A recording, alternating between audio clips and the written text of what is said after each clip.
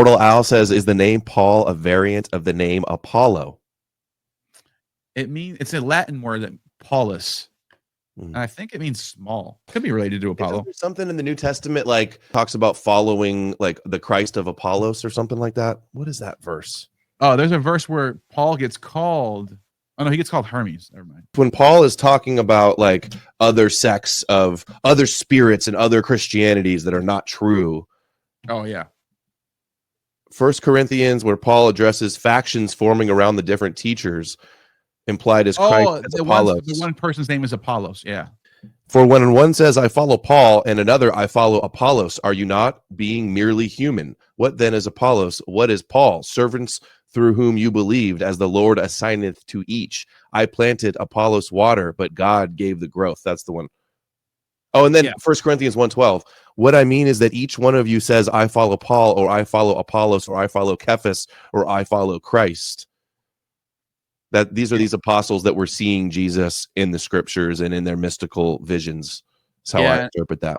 And Apollos was one of the 70 disciples, just like Marcion's mom, or dad now. But he was the one who gets credited for being the first bishop of Corinth. So that's why he might be in that letter to Paul to the Corinthians.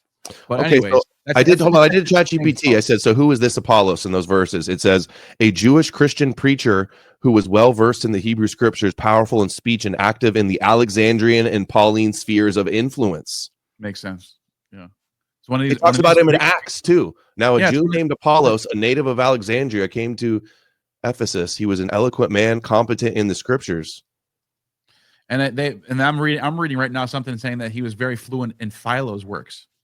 So it's one of these type of Christians that I've been talking about, or Jews, I should say. Yeah. That were Greek speaking, Hellenistic, more free thinking, more liberal version of Judaism, which is what Apollos was. He's one of those guys. He began to speak boldly in the synagogue. He powerfully refuted the Jews in public, showing by the scriptures that Christ was Jesus. And by the scriptures too. That's the only way that they knew of Jesus was from the scriptures. And Tiberius Julius Alexander also was from Alexandria. Mm-hmm. He's one of these half Jews that doesn't care about Jerusalem.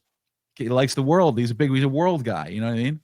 And that's what you're basically seeing. That's why there's so much tension between Christians and Jews. Not because they're opposites and different religions, but because they're coming out of the same tradition and competing with each other over who's correct about that tradition. Mm-hmm.